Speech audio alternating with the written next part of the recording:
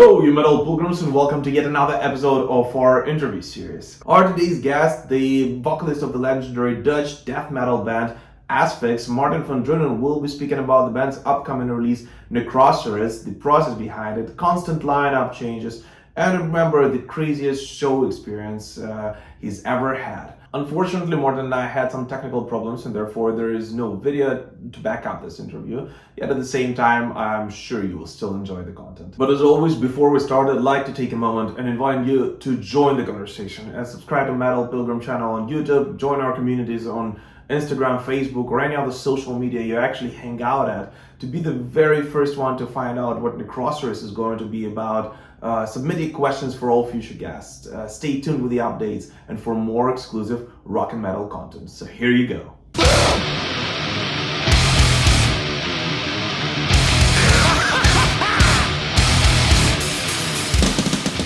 How's it going, Martin?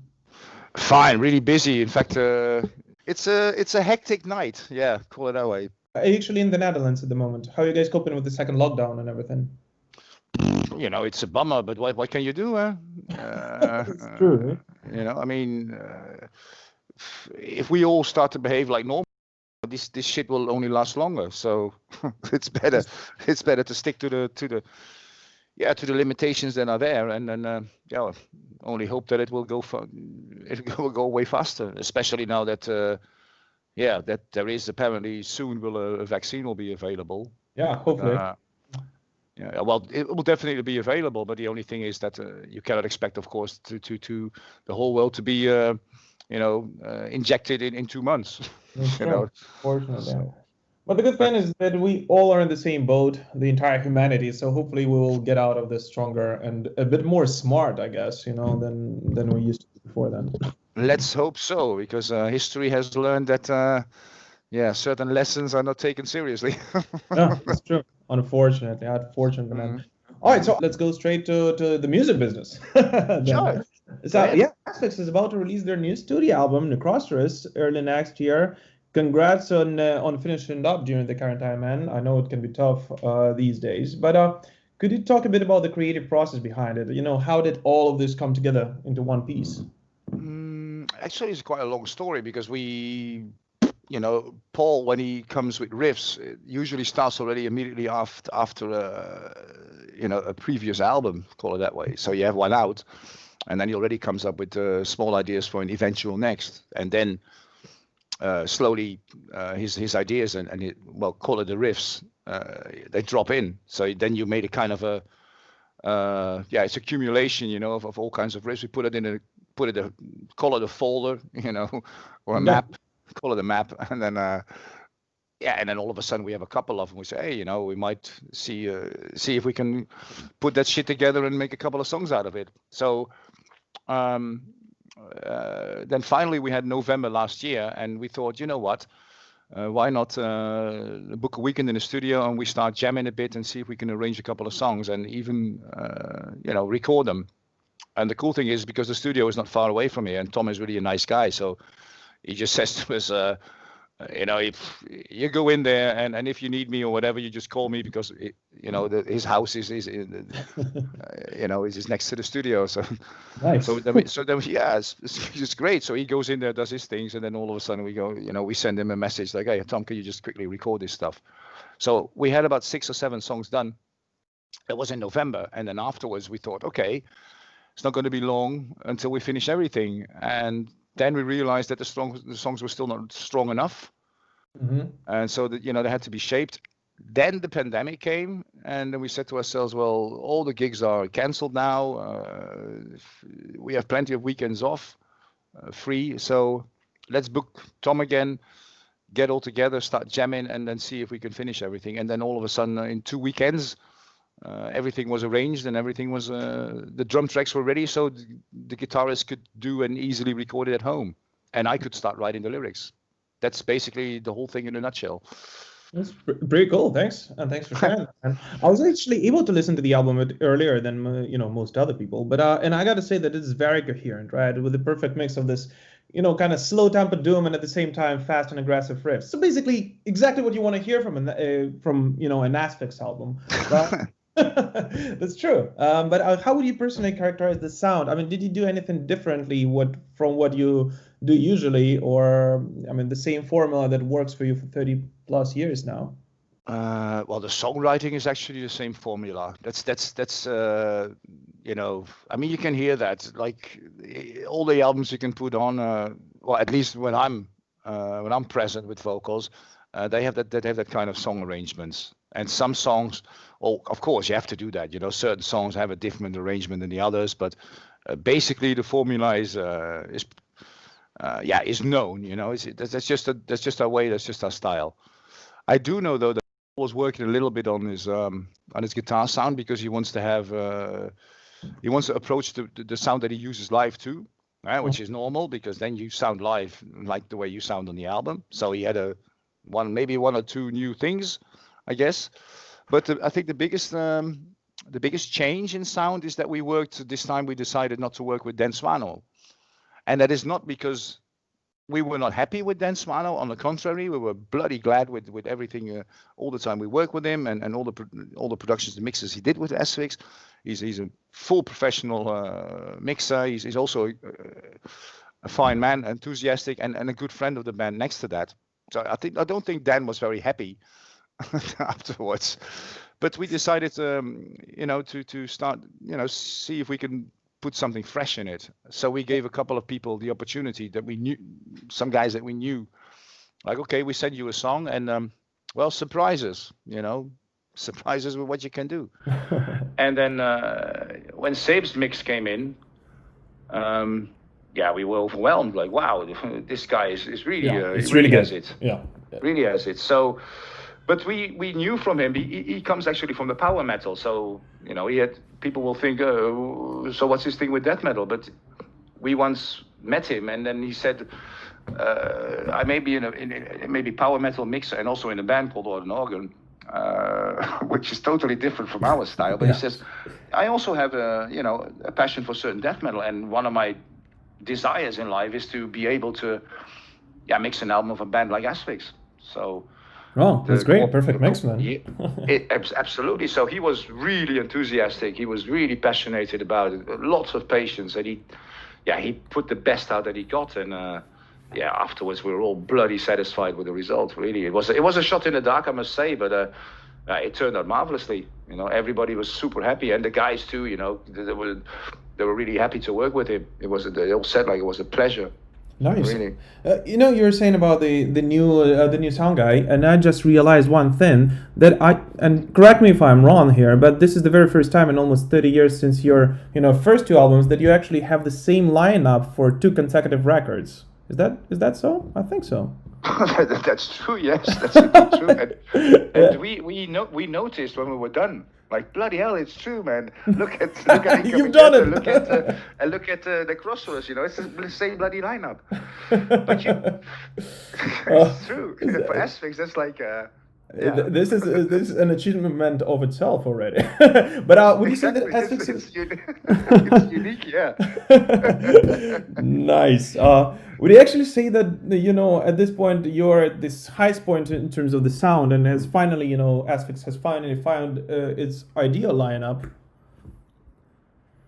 I think so. I mean, hard to explain to people that we're not just a band, we're also a brotherhood. We're bloody brothers.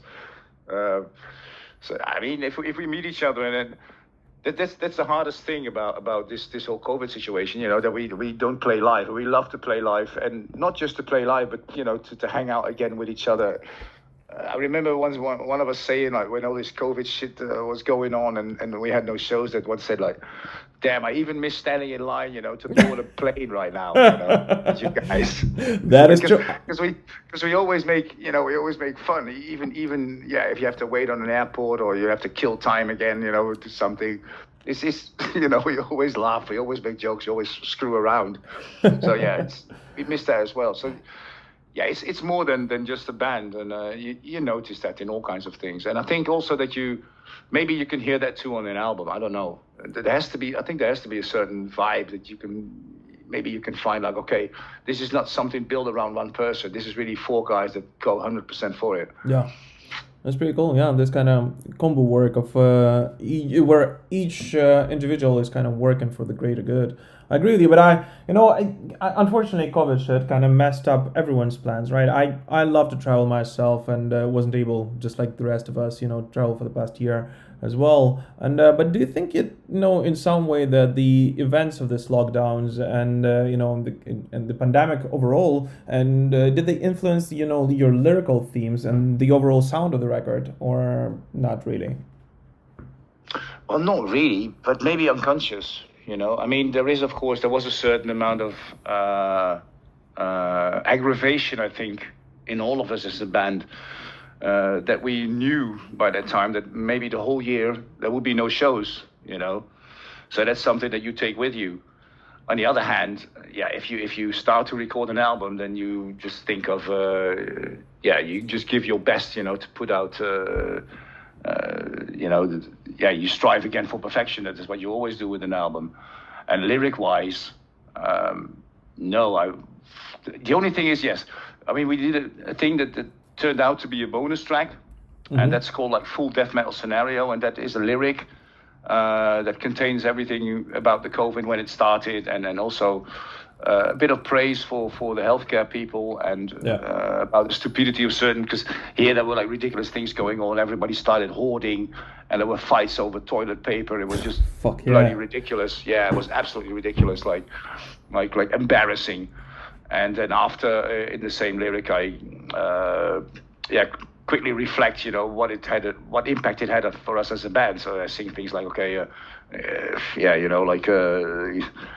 hitting the studio with the boy. It was a little bit of a rock and roll lyric, but just related to the virus. So but that's basically lyric-wise the only thing really, because I had.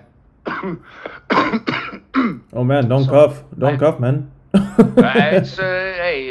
It's more than 40 years of cigarette smoking. So. Oh, okay. that's not COVID. Okay, you're good then. No, but I had most of the topics there already.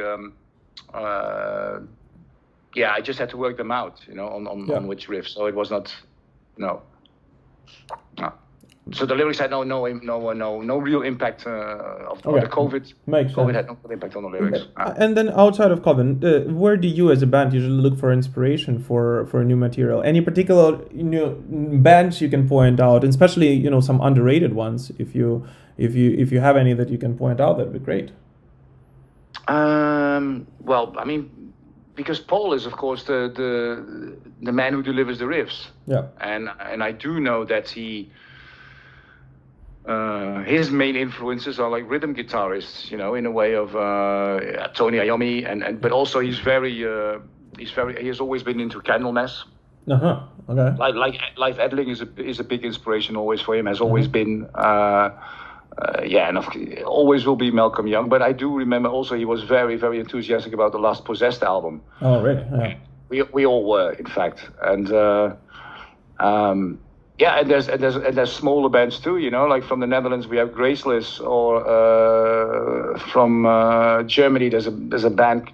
It's a bit of an autopsy kind of like band called Slaughter Day. But these it's cool to hear. Yeah. But I'm not sure if he brings that into I don't know if he brings that into his mind when he's writing riffs, because sometimes he sometimes has things like that he goes back into Celtic Frost again or something, things like that, and then he comes up with a certain kind of Celtic Frost thing, and then he goes, "Hey Martin, is it not too much?" And then I listen, nah, and then I go, "Hey, look, it may be a bit similar, but I will sing completely different than Warrior on it, so no one will notice." Things like that. But it's just the way to go. And he has this flash also with later Immortal albums. I know. I have no idea if you listen to the latest things like Abbott or even the last Immortal. I don't know. Those are the things musically that I think I speak for Paul then. Yeah. Absolutely. Yeah, and I think subconsciously again, even though if you don't try to bring it on the record, sometimes you kind of it does reflect in the way you play and write in some subconscious way again. Yeah, definitely. But he knows too. I mean, Paul knows damn well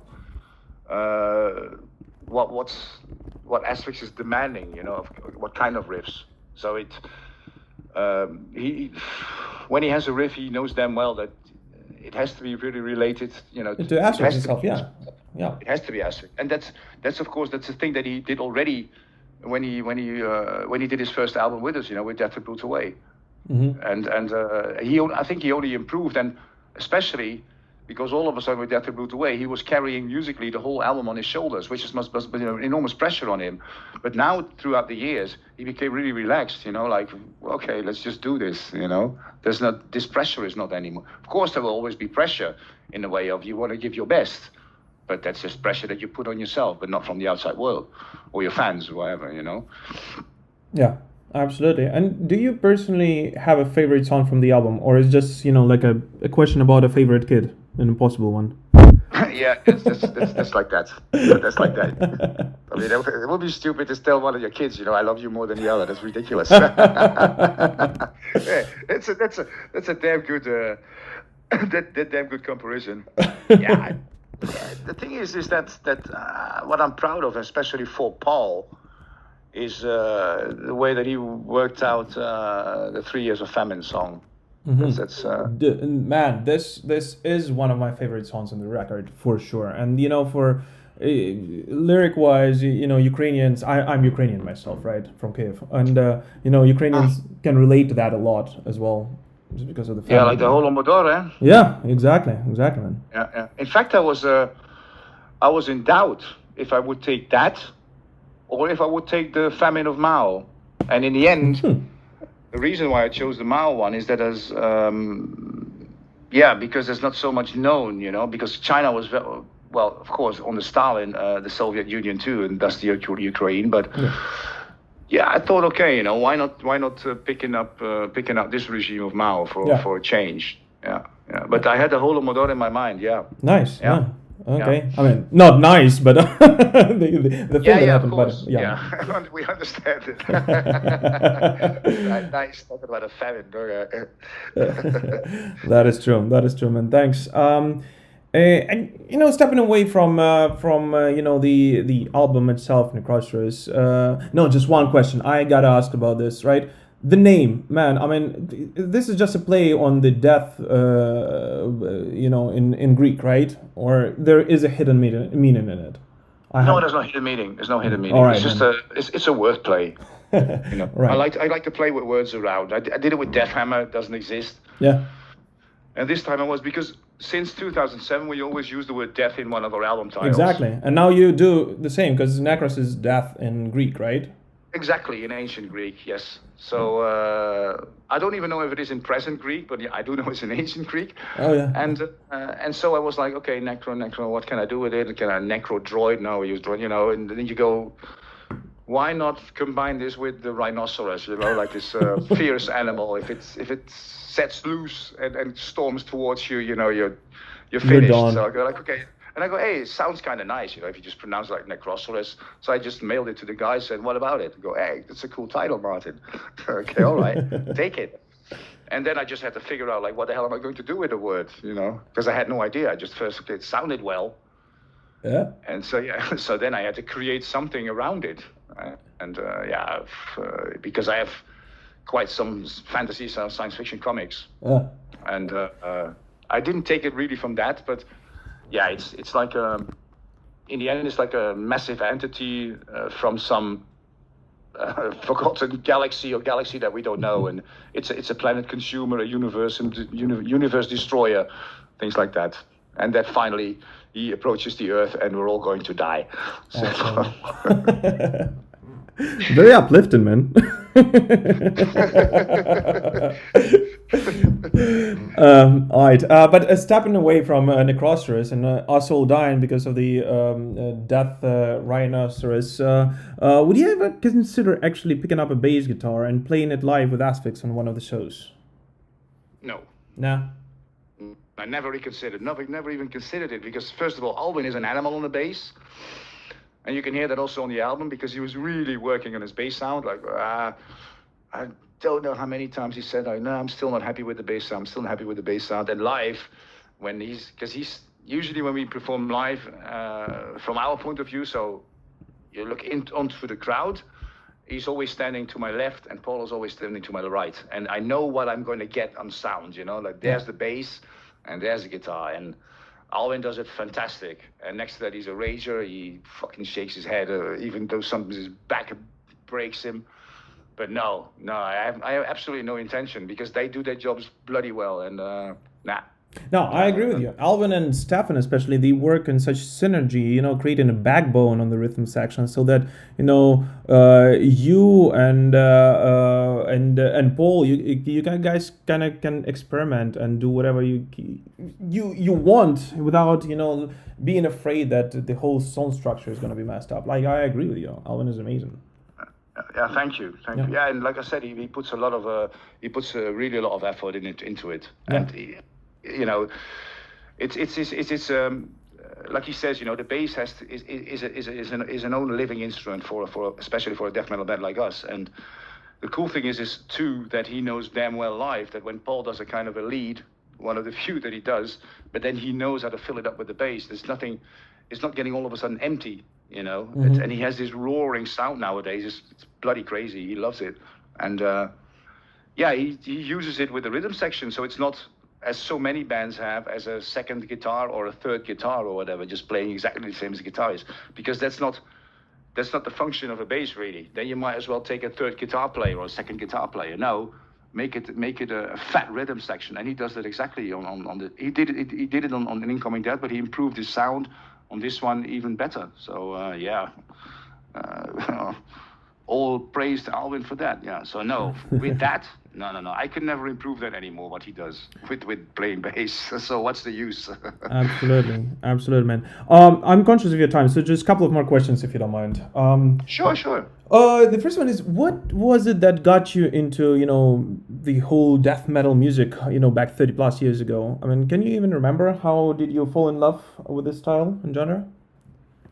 Yeah, there was I've always been a metalhead since I was a kid.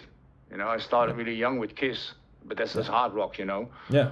And popular, basically like popular hard rock. But throughout the times that changed, I discovered other bands. Eventually, you listen to Iron Maiden and Motorhead, but then all of a sudden in was it 81 or something, Venom's Welcome to Hell came out, and that blew me off my chair. Yeah. I was like, what? And how old was I? 15 maybe. So I just went straight to the record store with a little bit of money that I had from bringing newspapers, and I got that. And then after, that was the whole. That's where it started. From Venom on, it became only more brutal. So from there on, I picked all kinds of other things up. Like Possessed, Slayer. Everything, Hellhammer, Frost. Those things, and then the whole thing evolved further and further and further. So you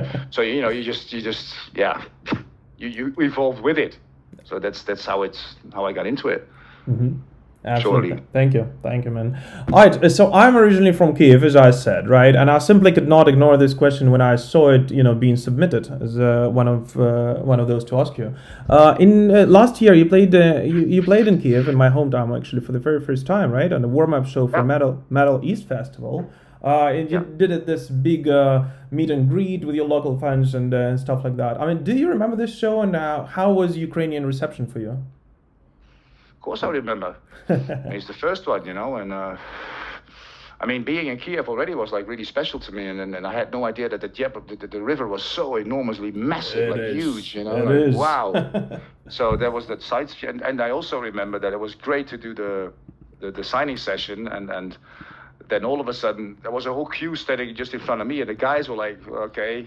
It all goes to Martin again. It fucking happens all the time, man, with the front man. You know that.